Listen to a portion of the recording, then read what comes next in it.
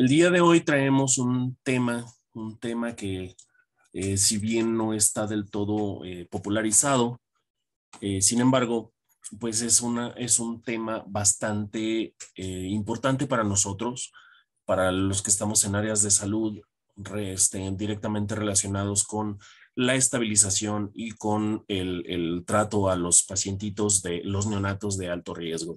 ¿Sí? Este tema del día de hoy es un preámbulo para lo que viene. Sí, por ahí vamos a anunciar un curso completo que vamos a hacer sobre estabilización del neonato de alto riesgo.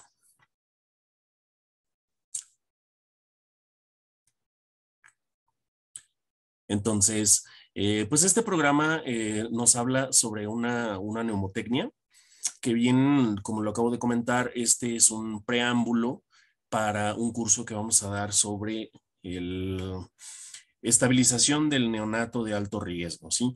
¿Qué es lo que va a abarcar? Vamos a tener RCP neonatal en la octava edición del que emite la AJA.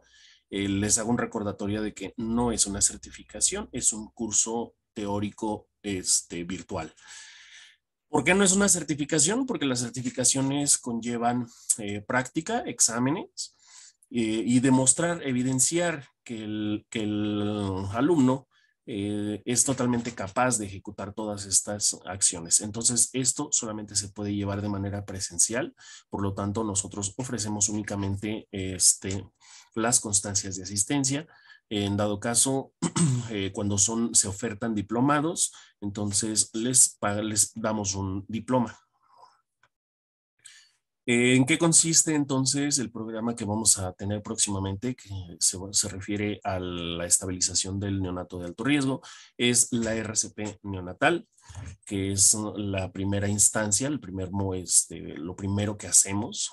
Posteriormente es ACORN, en donde estabilizamos a este pacientito post reanimación.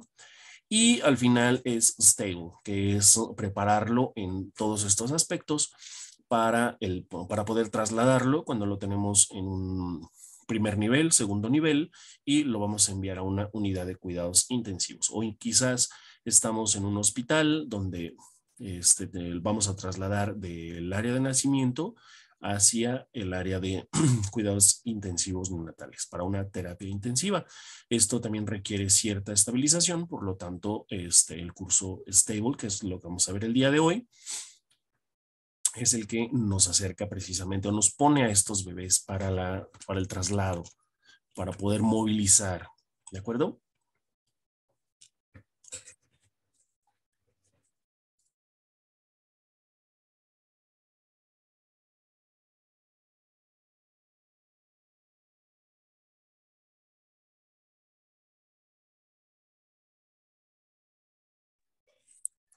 Y bueno, sin más preámbulos, vamos entrando en el tema. ¿A qué se refiere stable? El stable es una neumotecnia que significa la S, Sugars and Safe Care, que es la glucosa y el cuidado seguro. La T de temperature o temperatura, la A de airway o vía aérea, la B de blood pressure o presión arterial y la L de lab work o exámenes de laboratorio y la E de emotional support, de soporte emocional o apoyo emocional a los padres, ¿no? A los familiares, precisamente. Esta neumotecnia de Stable se ha clasificado, se tuvo en cuenta desde ya hace bastante tiempo. Ya tenemos el día de hoy la sexta edición en inglés. Hoy vamos a trabajar con la quinta edición, que es la edición en español.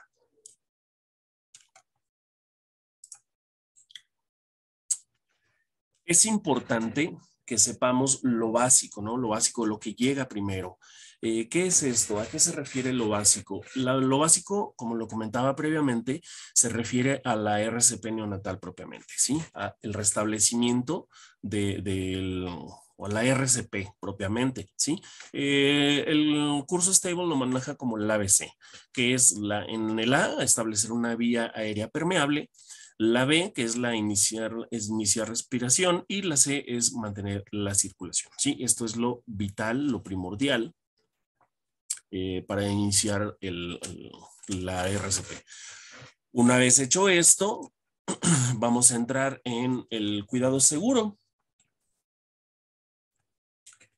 Que es importante que nosotros como trabajadores de salud en todos los aspectos, tanto médicos como área de enfermería, neonatólogos, tengamos una educación especializada, que justamente para eso, de esto se tratan estos cursos en los que estamos. La educación no propiamente es leerme un libro, ¿sí? También conlleva ciertas habilidades y destrezas que requerimos tener precisamente para llevar a cabo esta reanimación. Es importante que en nuestros hospitales tengamos el equipo adecuado para el tipo de pacientes que estamos recibiendo, ¿sí? No es muy, no es muy funcional o no es muy padre que tengamos, por decir, personal altamente capacitado en un hospital en el cual no podemos recibir a este tipo de pacientes. Aparte de la educación como tal, de leer un libro y tener las habilidades y destrezas, se requiere del entrenamiento personal. Es ahí donde les comento, es importante tener la práctica como tal, ¿sí? Entonces sí es importante buscar todos estos cursos, tener toda la teoría y aparte hacer la práctica. ¿Cómo podemos practicar? Pues una de las actividades principales pues es simulaciones, ¿sí? Con muñecos, con bustos antes de tener un nacimiento real, ¿sí? Esto nos va a brindar un nacimiento seguro y alta calidad en el cuidado del paciente, que para el programa Stable pues es la prioridad.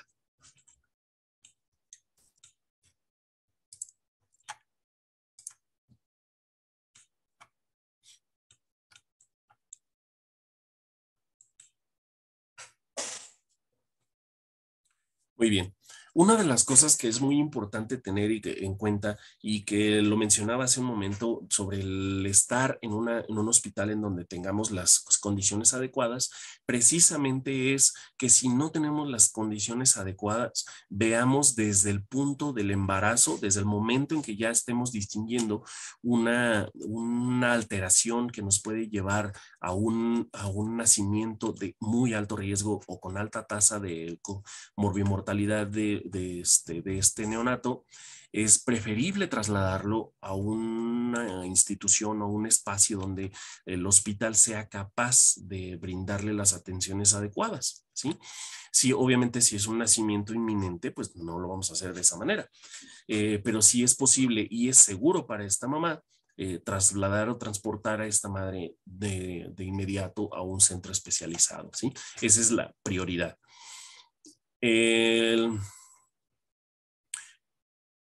si obviamente ya tenemos una situación de un nacimiento inminente en donde ya tenemos el, ya se avecina preciso este nacimiento bajo condiciones que no se pueden detener, pues igual, ya lo recibimos y es aquí donde entra el algoritmo de Reneo, ¿sí?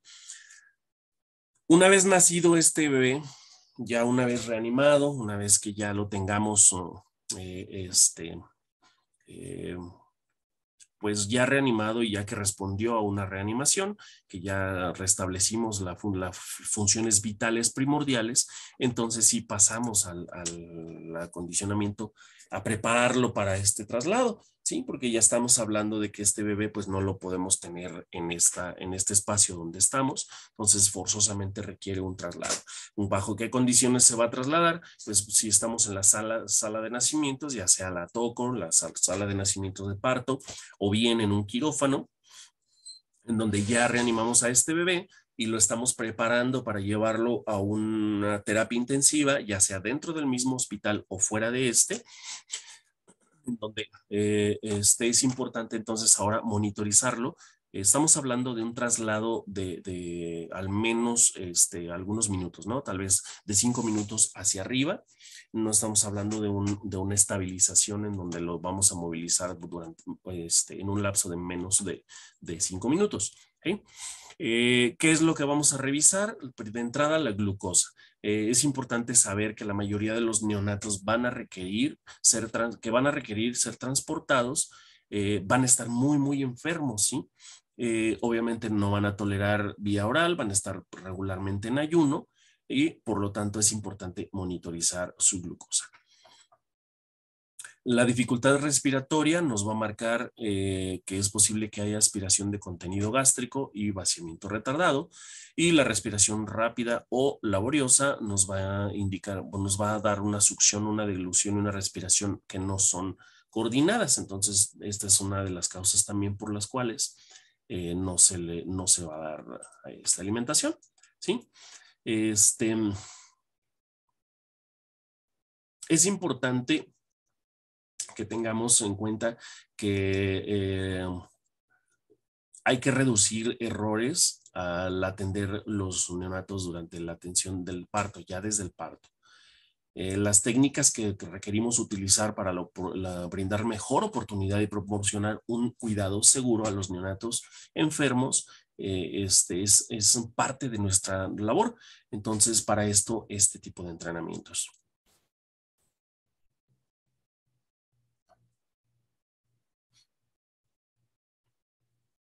Entonces, ¿cómo vamos a coordinar cómo vamos a saber o cómo vamos a proyectar la glucosa, a proveer, perdón, la glucosa a los neonatos? Primeramente, pues hay que brindar recursos energéticos, que son glucosa y aminoácidos, ¿sí? El cerebro del neonato va a necesitar un suministro constante de glucosa para funcionar. El neonato utiliza glucosa, podemos agregar al neonato glucosa en soluciones IV y hay dos vías de administrar esta glucosa. Una es el cateterismo periférico, que es como lo muestro aquí en la imagen, y el otro es el cateterismo umbilical venoso. Ambos son de emergencia, ambos catéteres son de emergencia, se van a colocar de manera inmediata en el nacimiento. Ya incluso con factores de riesgo podemos estar revisando que este bebé va a requerir, decidir desde antes que este bebé va a requerir soluciones intravenosas. Entonces incluso podemos colocar un catéter y ahí mismo durante esta colocación tomar la muestra, la primera muestra de glucosa, ¿sí?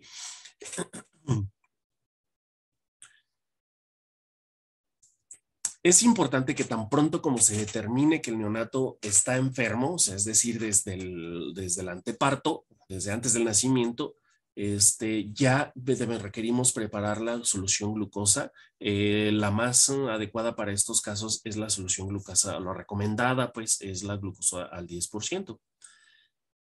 Los mejores sitios que hemos visto para la inserción de catéteres periféricos son las venas de las manos o de los pies. El manual recomienda incluso el cuero cabelludo, ¿sí? Hay momentos como en situaciones de emergencia. En la práctica vemos que no es tan común colocar los catéteres en esta zona. Sin embargo, lo que son las venas de las manos, de los pies y el catéter umbilical son los más comunes. Es importante que el personal que esté en estas áreas de nacimiento tengan la habilidad precisamente para colocar este tipo de catéter. No es sencillo colocarlos, entonces sí requiere cierta destreza y cierta habilidad. Por lo tanto, es recomendable administrativamente que este personal sea menos rotativo que en otras áreas, ¿sí? Si bien es cierto que el personal de temporal o de suplencias, son los más rotativos, también es importante que este tipo de personal sea el que rote por estas zonas lo menos posible. Es decir, que si hay personal suplente o temporal que esté cubriendo al adscrito o al de base, entonces que sea siempre el mismo personal suplente también, que también tengan esta habilidad administrativa por parte de los directivos de los hospitales, precisamente para minimizar la cantidad de errores. En dado caso que un catéter venoso periférico no pueda ser colocado, como requiere un conocimiento más avanzado en la colocación de un catéter umbilical, pues entonces se deja como segunda opción en dado caso que el personal esté capacitado para el catéter venoso periférico. Si se cuenta con catéter umbilical de primera línea, se puede elegir a criterio de tanto del médico o bueno, de la persona que esté capacitada para instalarlo, dado que sí conlleva una durabilidad más prolongada el catéter umbilical. Obviamente se requiere de un estudio, de una radiografía para ver la colocación que esté donde se requiere que esté. Esto porque el catéter umbilical llega a su colocación puede durar alrededor de 7, 8 días sin presentación de ninguna complicación. ¿Sí? Esta es la recomendación para este tipo de catéter. Entonces tenemos ese periodo para poder instalar algún otro tipo de catéter venoso periférico, que puede ser ya de origen periférico, digo de inserción periférica, pero de colocación central, perdón. Ahora, es importante también mencionar que algunos neonatos tienen riesgo de incremento del nivel de azúcar, ¿sí? Tanto hipoglucemia como hiperglicemia, ¿sí? Ambas situaciones son importantes. Entonces, ¿cómo vamos a manejar la hipoglucemia? ¿Qué es lo más frecuente? Es importante distinguir que en los menores de 37 semanas, o en los... bueno, sí, lo que son los prematuros también conllevan mayor riesgo de hipoglucemia. Recordemos que este tipo de pacientes gastan bastante energía para conservar el calor, de modo que al consumir energía también están bajando su nivel de glucosa.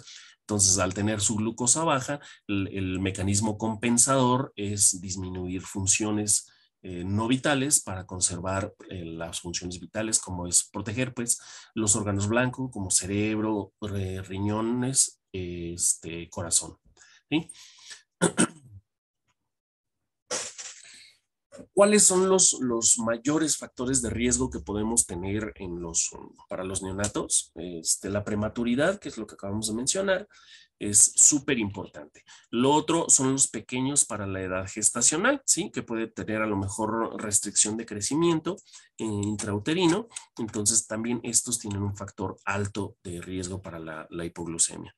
Ahora, los bebés grandes para la edad gestacional o los bebés macrosómicos, en estos casos regularmente son hijos de madre diabética, ¿sí? Los macrosómicos, hay una tasa alta de bebés macrosómicos, hijos de madres diabéticas.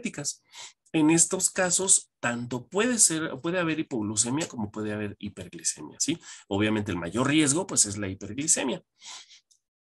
En el caso de los neonatos estresados, cuando nacen el neonato bajo asfixia perinatal, sufrimiento fetal, estos bebés también tienen una tasa alta de consumo de energía, justamente como mecanismo compensatorio de este estrés, ¿sí? Entonces, este es uno de los datos que nos va a dar. Los medicamentos involucrados que también pudieran darnos hipoglucemia en este caso son los simpaticomiméticos, los betabloqueadores, los cloropropamida, las benzotiazidas, diuréticos o los antidepresivos tricíclicos. ¿Sí? Entonces es importante también revisar qué le estamos dando a estas mujeres embarazadas. Hay también una tasa alta de hipoglucemias en las mujeres que cursan con hipertensión arterial durante el embarazo, sí, la hipertensión gestacional o la preeclampsia y eclampsia. Obviamente hay una tasa alta de estrés, entonces estos factores conllevan a mayor incidencia de presentación de hipoglucemia, ¿sí? Es importante saber distinguir a un bebé con hipoglucemia, ¿sí? Es un bebé tembloroso, es un bebé que va a tener hipotermia. Los temblores se van a presentar de manera espontánea, ¿sí? Hay una diferencia entre eso y cuando hay un déficit de calcio.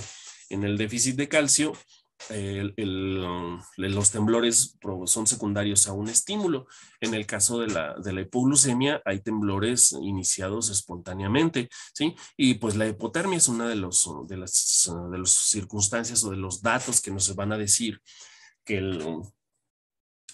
el bebé está con hipoglucemia, ¿sí? La temperatura inestable, o sea, puede de pronto tener una temperatura de 36,5 y de pronto nos cae a 35, nos menos de 35 y de pronto otra vez vuelve a subir, ¿sí? Ya nos está marcando también una situación de hipoglucemia, ¿sí? Recordemos entonces que el consumo de energía de estos bebés está siendo compensada, entonces, es un mecanismo compensatorio para las demás funciones. Entonces, la temperatura a razón de la compensación, entonces nos va a marcar la inestabilidad. Los otros datos pues, son el letargo y la apatía, que regularmente lo notamos más bien como hipotonía del bebé, ¿sí? Puede incluso haber ya en las situaciones más graves o más severas la apnea o las respiraciones irregulares, ¿sí? Vemos bebés que están con unas respiraciones asincrónicas o que tienen unas respiraciones que le pudiéramos decir como apneas o pausas respiratorias. Posteriormente, si ya tenemos un bebé que ya restablecimos, el, que pudimos eh, movilizar a la zona incluso de cuidados neonatales, podemos tener ya un bebé que incluso que ya iniciamos con alimentación, en la que nos va a dar datos de succión débil o apatía a la alimentación, ¿sí? Hemos visto incluso pacientitos que requirieron maniobras básicas de reanimación, que sí lo requirieron como tal, como es la presión, eh, presión positiva, perdón, y que posteriormente a esto estuvieron en observación, se recuperaron, los pasamos a alojamiento conjunto y de pronto empiezan nuevamente con succión débil o apáticos ante la alimentación, ¿sí? Que incluso no de gluten, que incluso pueden tener también vómitos o cianosis, porque están haciendo un mecanismo compensatorio de glucosa y vamos y le tomamos una glucosa y nos da de menos de 45. Entonces, estos son los síntomas que nos pueden dar, ¿sí? Es importante revisar porque tanto el manual stable, o sea, el algoritmo stable como perdón, la neumotecnia stable, como el algoritmo, el manual de Acorn, nos dicen que por clínica inmediatamente podemos darnos cuenta de muchos factores y por clínica ya estaremos revisando a estos bebés, ¿sí? O sea, no es me parece que tiene un poco la succión débil, está apático, no come, pero ahorita se le ha de quitar. No, los manuales nos dicen ya, notando esto por clínica, ya toma medidas, ¿sí? Entonces, manual, esta Mnemotechnia Stable nos habla sobre incluso los laboratorios que vamos a ver ahorita más adelante. Pero primero, pues es propiamente por clínica, ¿sí? Por lo que podamos observar. Ahora, ¿cómo vamos a distinguir? ¿Qué nos menciona el manual de Stable para distinguir o para darnos cuenta de cómo lo vamos a hacer, ¿no? La detección de la glucosa en la sangre. Cuando ya tenemos detectado un bebé que tiene menos de 50 miligramos por decilitro en glucosa capilar o menos, mucho menos de eso, que sean el nivel de 40, es importante tomar medidas y estar monitorizando cada 15 a 30 minutos hasta lograr 2 pruebas consecutivas de más de 50 miligramos por decilitro, ¿sí? Si notamos a un bebé hipoglucémico, hay que tomar una muestra de glucosa en sangre directa, ¿no? O sea, es una glucosa central, se le llama. En esta central, si notamos menos de 150 en 2 pruebas, es importante que pongamos en vigor o la atención o la suplencia, pues, de la administración de glucosa, ¿sí?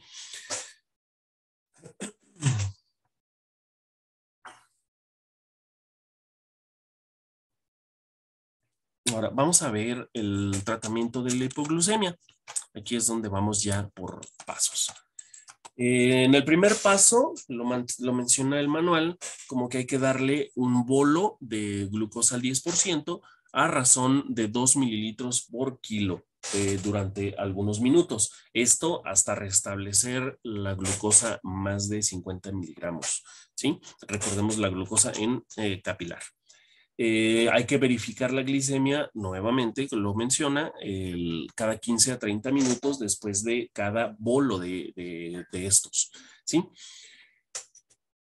Si no, menciona que si no ha hecho todavía la infusión de glucosa, ya como infusión, no solamente como bolo, la infusión va a ir a razón de 80 mililitros por kilo por día.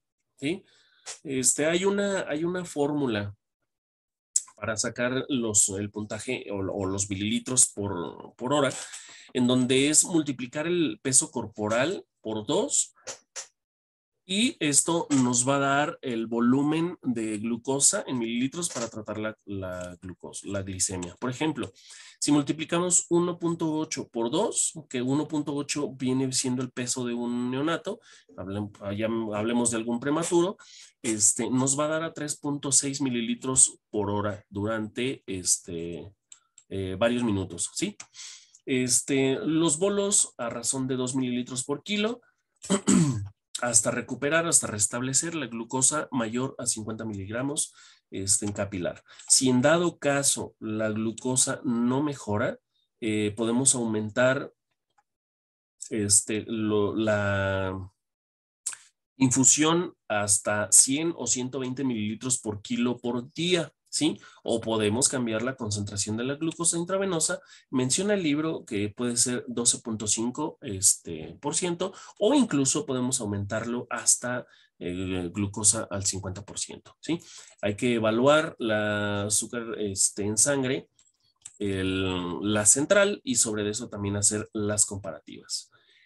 Es importante prevenir oscilaciones grandes en glucosa en suero y no usar glucosas del 25% o al 50%, excepto en casos muy excepcionales, ¿sí?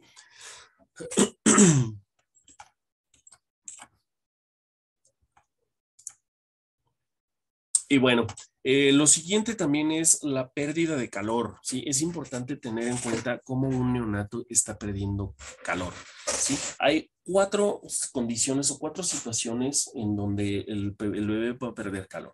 Una es la conducción. Aquí requerimos evitar el contacto con objetos fríos o mojados. Por ejemplo, las balanzas infantiles, o bueno, las básculas infantiles, las placas de radiografía directamente al bebé, o los trapos húmedos, ¿sí? Es importante, de ahí la importancia de tener una cuna radiante precalentada, ¿sí? Con trapos o con los campos que lo vamos a recibir, estériles y precalentados, ¿sí? Porque el bebito va a perder calor precisamente aquí en la conducción.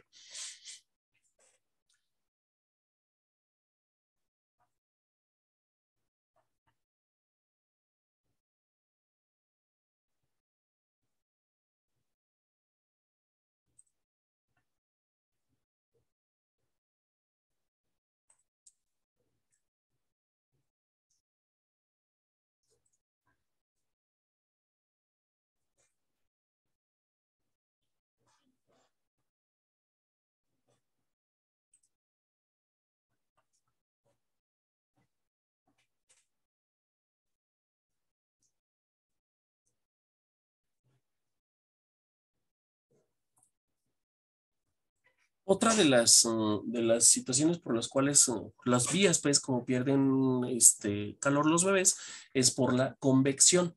Aquí hay que evitar el contacto con el aire frío. Esto incluye el oxígeno, ¿sí? Dado que las vías de flujo del oxígeno salen frío, salen frío. También es importante sobre la máscara, el tubo endotraqueal, la máscara de la bolsa autoinflable, o lo que llamamos el ambú, y las corrientes de aire. Aquí es importante revisar también cuando pedimos el aire en En las salas de quirófano o las salas de nacimiento de los bebés, es importante tomar en cuenta que estos climas o estos pues, nos pueden enfriar bastante rápido a nuestro bebé. Entonces es muy, muy, muy importante tomar esto en consideración. Cuando tenemos un bebé con nacimiento, con riesgo de llevar de enfriarse, pues, o de ser un neonato de alto riesgo al momento del nacimiento, es importante solicitar que se apaguen estos sistemas.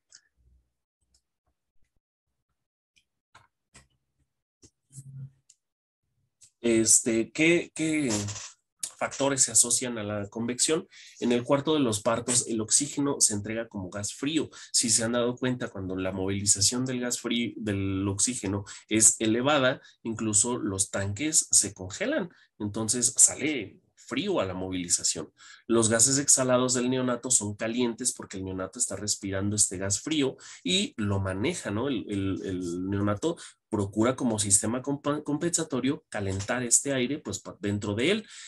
Esto es importante porque estos bebés les puede dar hipotermia a razón de esto, especialmente durante una reanimación prolongada. Es importante manejar la temperatura, con una cuna radiante bastante caliente, ¿sí? Incluso hay que tomar la temperatura del bebé o poner en servo control las cunas radiantes justamente para que nos apoye bastante para calentar a estos bebés. Recordemos que al momento de la reanimación de la RCP neonatal, nos menciona que hay que secar y estimular. Entonces, para secar es secarlo, frotarlo y quitar esos campos o esos trapos humedecidos, porque eso obviamente pues transfiere el calor, dispersa el calor y se enfría nuestro bebé. Es importante que el aumento de la temperatura en la sala de partos o cuarto de niños donde estén puede ser especialmente provechoso para los neonatos bajos de peso al nacimiento. Una de las recomendaciones es la colocación de la gorra para estos neonatos, ¿sí? Recordemos que los bebés pierden mucho calor a través de la cabeza, sobre todo lo podemos prevenir justamente con la colocación de una gorra, ¿sí? También lo recomiendan, pues de hecho todos los manuales pues, los recomiendan. Otra de las vías de pérdida de calor es la evaporación. Cuando el neonato está mojado, muy mojado al momento del nacimiento, esta agua, por medio de la evaporación, produce o hace que el bebé esté eh, perdiendo el, el calor, ¿sí? Entonces, es importante diferir el baño en algunos neonatos que puedan tener cualquier señal de compromiso en cuestión de la temperatura, ¿sí? Algunas prácticas que hacen, algunas recomendaciones que hacen más bien por práctica o por observación, es que bañen a los bebés justamente para regularles la temperatura. Sin embargo, pues el mecanismo autorregulatorio del bebé, si lo metemos en una zona caliente, en un baño caliente, y al momento de sacarlo se enfría nuevamente. Entonces, sí puede ser una situación también de riesgo. Entonces, es importante pues diferir el baño en estos casos. Otra de las condiciones para la pérdida de temperatura es la radiación.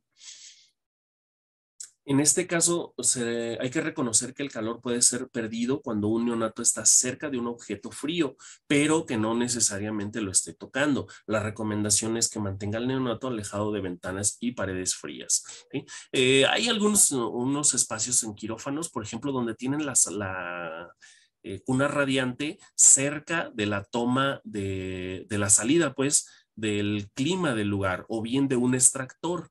Entonces, esto condiciona que la pared se enfríe, la zona por donde pasan todos los tubos del clima hace que se enfríen. Entonces, es muy importante movilizar a estos pacientes, sobre todo los que son de alto riesgo de hipotermia, movilizarlos, quitarlos de esa zona, ¿sí? O bien protegerlos de modo que toda su zona donde ellos estén esté caliente.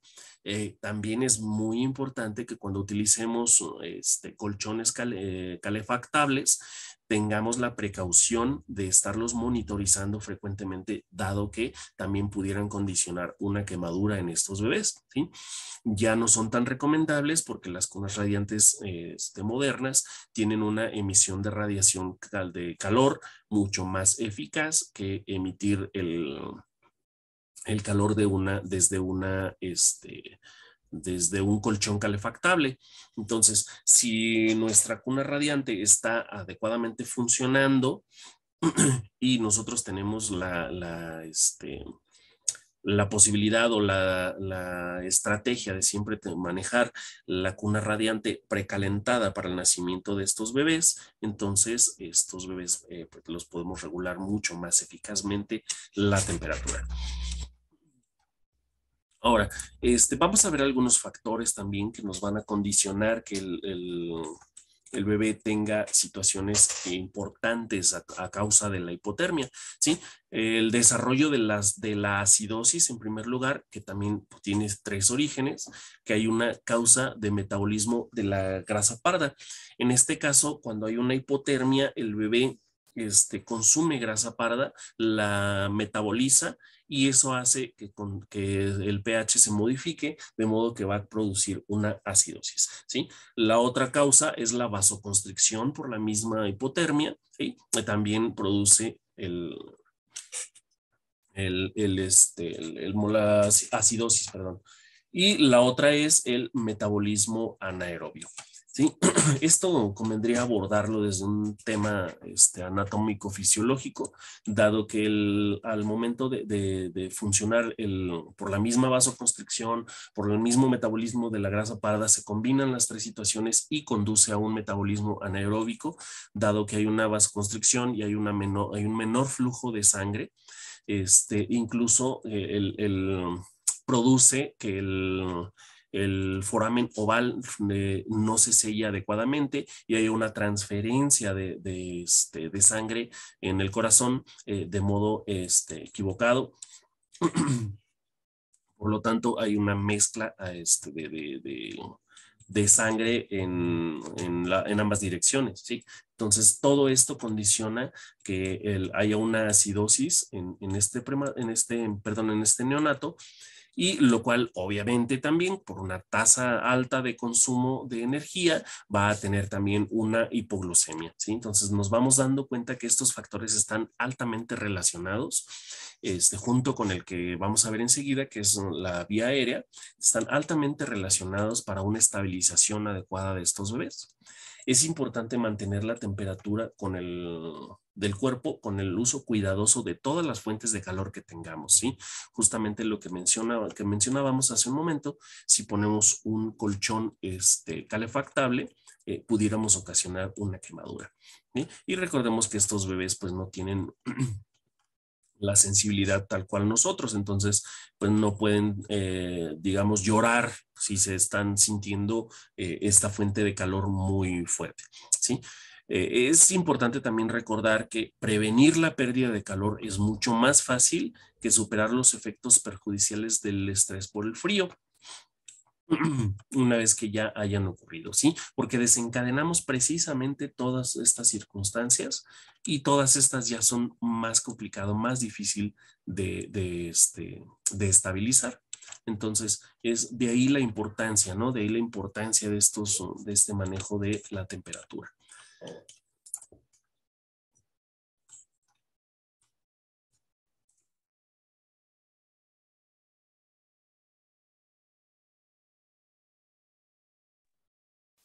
La otra circunstancia, la otra situación que es muy importante observar es la vía aérea. ¿Sí? ¿Cómo vamos a supervisar o cómo vamos a revisar a estos bebés antes de trasladarlos? Es importante revisar la saturación de oxígeno por medio de la oximetría de pulso, ¿sí? Esto nos va a hablar ya de una cantidad de oxígeno de una concentración de oxígeno que está entregada realmente al neonato, ¿sí? Aquí está relacionada también la temperatura, dado que una hipoxia va relacionado con una hipotermia, ¿sí? Y esto está condicionado también con un factor de estrés, y lo cual también nos va a hablar de una hipoglucemia. La fuerza y la frecuencia respiratoria es muy importante revisarla, ¿sí? Si nosotros, y ya lo mencionaba desde hace un momento, si nosotros distinguimos a un bebé que tiene una frecuencia, una respiración no adecuada, es que ya estamos distinguiendo que este bebé se nos va a cansar, que tiene una taquipnea muy importante o que hace unas pausas respiratorias importantes, incluso al grado de apnea. Entonces ya requerimos estar revisando para estabilizar a este bebé, para intubarlo si es necesario, antes de poder trasladarlo a cualquier lugar, ¿sí? Incluso si tenemos a un bebé que lo estamos estabilizando, que ya reanimamos, pero tenemos con un esfuerzo respiratorio muy deficiente, ya sea por taquipnea o ya sea por apnea, entonces en ese momento es preferible decidir la intubación previo al traslado, a trasladarlo y que se nos pueda nos pueda dar una complicación en el camino, y durante el traslado ya no es muy, ya no es muy positivo, ¿no? Ya no es muy bueno, o no es posible, no hay las herramientas adecuadas para hacer un traslado, digo, perdón, una intubación de emergencia durante un traslado, ¿sí? Independientemente, insisto, independientemente si es extramuros o es intramuros. También es importante la frecuencia y el ritmo del corazón. Esto pues lo vemos también en el algoritmo Reneo de la AJA, donde nos dice que en la frecuencia cardíaca menos de 100 pues ya requiere intubación, o menos de 60 requiere compresiones, ¿no? Entonces es la misma situación también, es utilizar los tres manuales justamente para la estabilización completa de este bebé. Es importante revisar la presión arterial, ya sea de puño o central, si tenemos disponible una línea arterial con colocación de un transductor, si es que ya se le pudo colocar, ¿sí? Recordemos que esto pues no es tan sencillo tampoco de colocar, de modo que tampoco es así como muy frecuente que lo tengamos. Sin embargo, podemos tener quizás en un segundo nivel ya colocados estas líneas, y para trasladar a un tercer nivel una zona de más alto cuidado, una terapia intensiva como tal, entonces, y igual en estos casos, pues quizás ya podemos tenerlo. Y es importante revisar la perfusión de la piel, con la técnica más fácil es, presionar la piel de los pies o de las manos, y sobre eso, o la piel misma de las piernas, de extremidades, pues, y sobre eso mismo contar los segundos, ¿no? Si tiene más de 3 segundos, la perfusión de la piel pues no es adecuada. Si tiene menos de 3 segundos, entonces sí, ya podemos hablar que es relativamente adecuada dependiendo del tiempo. La fuerza de los pulsos en los brazos y en las piernas, que también tiene que ver con la perfusión de la piel. Aquí nos menciona también que hay que tomar una radiografía de tórax buscando algún problema gastrointestinal o alguna malformación que podamos detectar desde ahí. Y si ya tenemos una vía central o incluso la intubación, ahí mismo revisar todo el contexto. Regularmente las radiografías de tórax en los neonatos, pues prácticamente sale todo el bebé. Entonces es tórax y abdomen, y ahí nos puede dar varios datos sobre cualquier alteración que pudiera tener, hasta una telectasia, una hernia diafragmática, o una cardiomegalia, no sé, cualquier cosa que ya nos pueda dar datos o indicios de qué es lo que está ocurriendo con este bebé. Y si lo detectamos, pues obviamente estabilizar estas partes antes de pensar en un traslado. Nuevamente menciona la investigación de la glicemia, en donde va directamente relacionada con cualquier alteración que tengamos en la vía aérea, va directamente relacionada. Al prepararse para el traslado, debemos estar seguros de copiar la historia materna bien hecha y del neonato. Tener las radiografías del neonato y los estudios que ya tengamos, porque son muy indispensables para la evolución, ¿no? Para el siguiente paso. De las pruebas más importantes que nos menciona este manual son 3: la radiografía de tórax, que lo acabo de mencionar, los gases sanguíneos, lo que tengamos disponible, ya sea arterial de preferencia o capilares incluso, ¿sí? Y una hemoglobina y hematocrito, ¿sí? Esto pues lo vamos a ver también más adelante en cuestión de los laboratorios.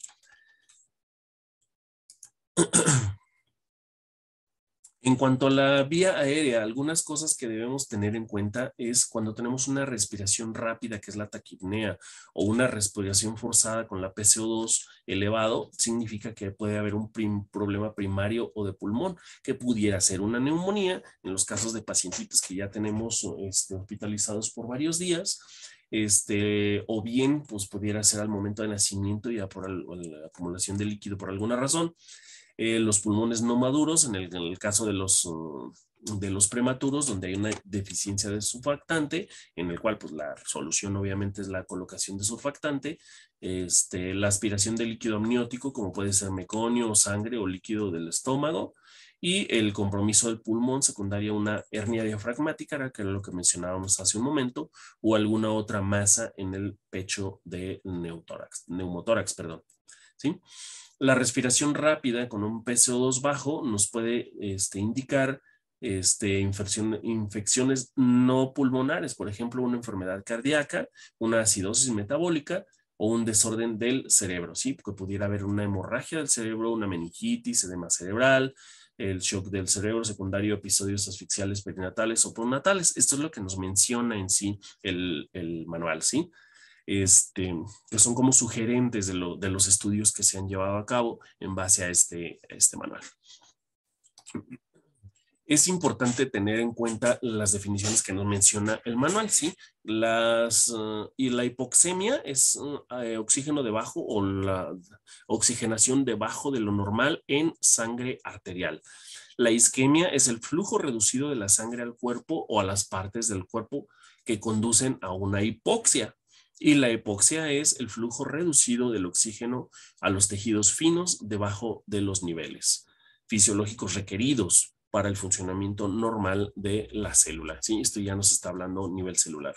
Y la asfixia es una condición en la cual hay una significante reducción en el suplemento de oxígeno a los tejidos finos con acumulación de dióxido de carbono y ácido láctico. Ahora, en cuestión de los gases, la interpretación de gases sanguíneos, nos vino una tablita que también es importante pues mencionarla y es importante que lo veamos de acuerdo a los parámetros que estamos viendo y manejando en nuestros centros de trabajo, ¿sí? Esta es la que el manual nos proporciona y es como la fundamentación o la base para movilizar esto, ¿sí? Los valores normales del pH está entre 7.30 y 7.40. El PCO2 va a estar entre 35 y 45. El PO2, que es tomado bajo aire ambiente sin administración de oxígeno, está entre 50 y 80. El bicarbonato debe estar entre 19 y 22. Y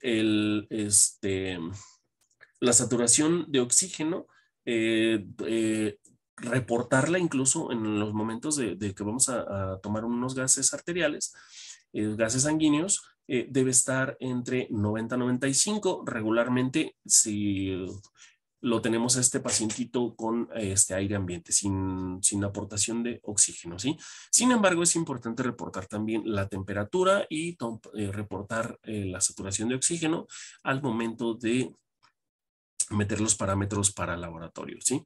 De hecho, los laboratorios, los laboratoristas, los químico-farmacobiólogos que nos piden que les llevamos estos estudios, siempre nos piden estos datos, ¿sí?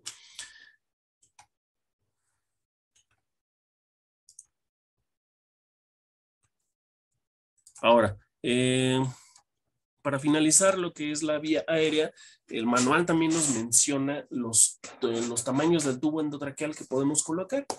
Si ya tenemos el peso del neonato, ya desde el anteparto, que lo tengamos a razón del último ultrasonido, hay que utilizar este gráfico, así nos lo menciona, ¿no? Que ese es el apropiado. En caso de que no se sepa, pues nos vamos por edad gestacional, ¿sí? En el caso del tamaño del tubo, en menores de 1 kilo, vamos a utilizar el tubo 2.5. ¿Sí? Esto estamos hablando de alrededor de menos de 28 semanas, ¿sí? Si en dado caso está en rango de entre 1 kilo y 2 kilos, vamos a utilizar el tubo número 3.0, ¿sí? Aquí estamos hablando más o menos de un rango de edad gestacional entre 28 a 34 semanas. El 3.5 va a ser para un neonato de entre 2 kilos y 3 kilos. Estamos hablando de una edad gestacional de alrededor de 34 a 38 semanas. Y los bebés que estén por encima de los 3 kilos, vamos a utilizar un 3.5 o un 4. Sí, pues esto es tentativamente o esperado es que sea encima de las 38 semanas. Recordemos que esto lo está mencionando, si no tenemos el dato del peso, nos vamos a la edad gestacional, ¿sí? No es precisamente que cuadre el peso con la edad gestacional, por lo mismo que mencionábamos previamente que sobre la restricción de crecimiento intrauterino. ¿Sí? Entonces, pues estos son los datos con los que nos va a servir de referencia esta tablita para una intubación rápida, ¿no? Esto es lo que menciona, insisto, el manual Stable. Y bueno, en esta parte, con esto terminamos lo que es la vía aérea. Me gustaría saber si tienen alguna duda o algún comentario hasta aquí.